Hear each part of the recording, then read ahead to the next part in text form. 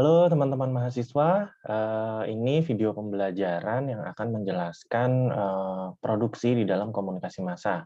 Produksi di sini yang dimaksud adalah produksi pesan ya. Jadi di dalam sebuah proses komunikasi massa, teman-teman perlu juga mengetahui bagaimana sih proses produksi yang dilakukan ya oleh sebuah institusi yang menjalankan komunikasi massa. Ada beberapa materi nanti yang akan kita bahas ya di dalam proses produksi tersebut. Silakan teman-teman simak videonya. Ya, capaian pembelajarannya ini ya hanya supaya nanti teman-teman mahasiswa mudah-mudahan ya dapat memahami bagaimana proses produksi di dalam komunikasi massa. Nah, ini nantinya akan berkaitan dengan materi-materi berikutnya ya. Yang berikutnya itu nanti kita akan bahas proses distribusinya dan bagaimana proses konsumsinya di masyarakat gitu. Nah, ketika kita membahas proses produksi, teman-teman perlu ingat bahwa salah satu karakteristik komunikasi massa adalah pesannya terencana ya. Jadi pesannya itu harus direncanakan kalau komunikasi massa. Nah, untuk itu makanya perlu ada proses produksi pesan sebelum pesan itu dikomunikasikan secara massal atau disebarluaskan. Karena penerimanya nanti banyak ya, makanya pesan itu harus disiapin nih dengan baik. Jadi nggak bisa mendadak seperti itu, nggak bisa seperti komunikasi antar pribadi. Saya udah beberapa kali pernah menyinggung itu ya. Jadi komunikasi massa ataupun komunikasi publik itu pesannya harus direncanakan, harus terencana. Nah, proses produksi pesan ini di dalam komunikasi massa itu berbeda-beda, teman-teman ya. Tergantung jenis pesan dan media massanya apa gitu. Karena apa? Karena ketika kita bicara komunikasi massa, nanti bisa macam-macam ya. Yang media massa dia melakukan proses komunikasi massa juga. Kemudian film ya, itu juga sebuah proses komunikasi massa ketika film itu ditonton oleh banyak orang. Musik juga termasuk ya. Dan media massa sendiri kan jenisnya beda-beda ya. Ada yang cetak, ada yang audio seperti radio ya, ada juga audio visual seperti televisi. Dan misalnya konten-konten yang ada di YouTube yang kemudian banyak yang menontonnya ya, kemudian bisa disaksikan oleh jutaan orang, itu kan juga masuk ke dalam kategori audiovisual dan pesannya itu juga memang direncanakan. Nah, jenis pesannya bisa berupa teks ya. Teks kalau tadi misalnya seperti koran, seperti majalah itu pesannya teks, teks dan gambar palingnya visual gitu, foto-foto. Ya, terus juga ada pesan audio. Audio tuh seperti radio atau teman-teman mendengarkan podcast atau teman-teman mendengarkan musik ya. Itu masuk ke dalam media massa dengan pesan yang berjenis audio. Lalu juga ada pesan yang jenisnya audiovisual. Audiovisual seperti kalau teman-teman nonton tayangan televisi atau nonton channel-channel di YouTube yang penontonnya bisa sampai ratusan ribu hingga jutaan seperti itu. Jadi jenis pesan ini ya harus disiapkan gitu. Mau itu berupa teks, mau itu berupa visual ya, atau audio ataupun audio visual, semua ini harus disiapkan. Nah, di proses penyiapan pesan ini hingga kemudian pesan ini diproduksi gitu. Nah, kita mengenal nanti akan ada namanya proses produksi. Apa aja sih proses produksi? Nah, secara umum ya, teman-teman, proses produksi di komunikasi massa itu melewati 3 tahap. Yang pertama itu masa tahapan praproduksi, kemudian produksi, dan pasca produksi. Ini umum sih. Nanti kalau teman-teman misalnya magang atau apa ya, menjelaskan proses produksi, pasti ini yang akan digunakan gitu, konsep, tiga tahapan ini gitu. Karena memang ini umum digunakan. Misalnya teman-teman nanti bekerja di bidang broadcast ya, atau bekerja di media massa apapun itu ya, mau cetak, mau visual, mau audio visual. Nantinya teman-teman, biasanya akan melewati 3 proses ini ketika memproduksi sebuah pesan ya.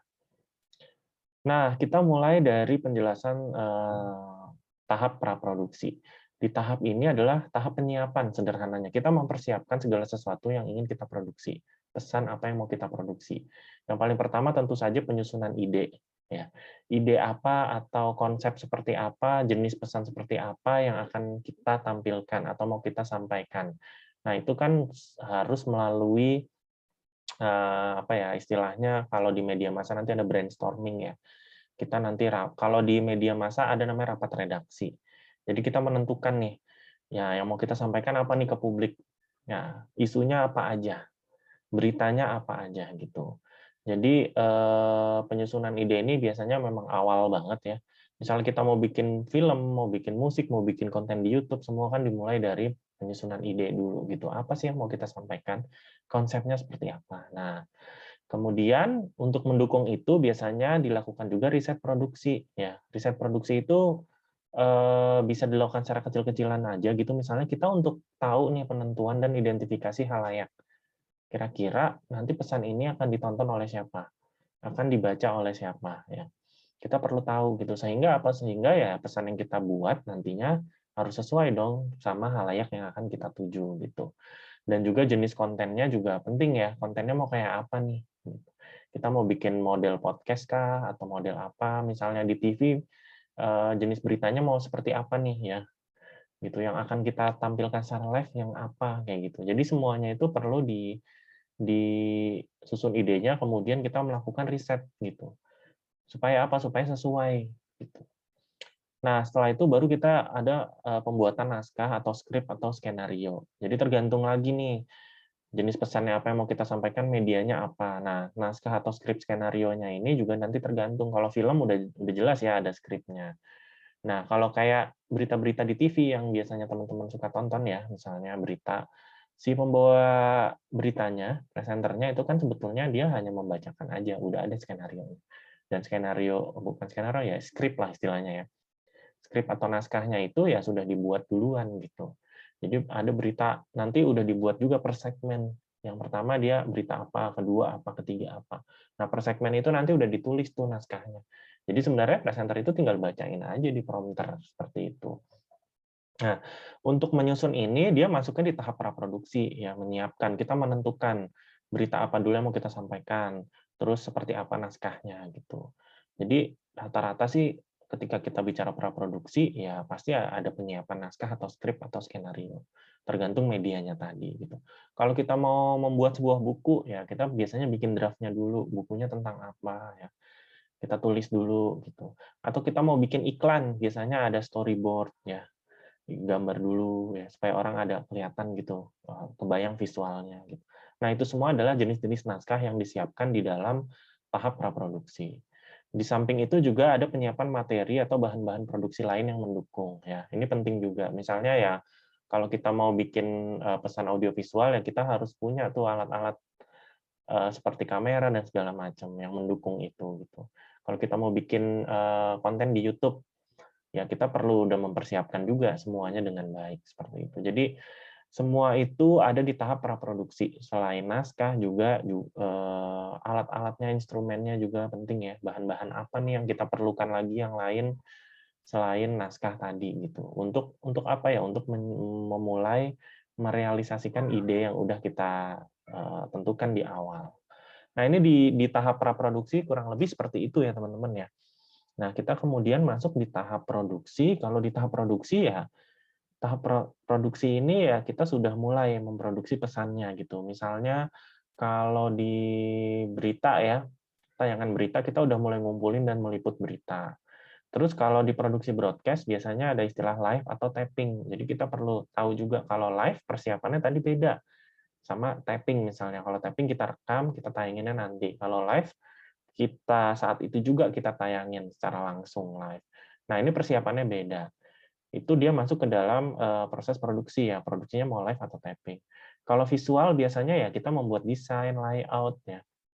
Misalnya teman-teman mau bikin iklan tapi iklannya iklan visual ya di tahap produksi teman-teman udah mulai bikin setelah sebelumnya tadi di tahap praproduksi direncanakan lebih dulu. Lalu kalau misalnya tayangan atau program pesannya ya kita mulai syuting gitu. Di tahap produksi adalah tahap ketika kita mulai syuting.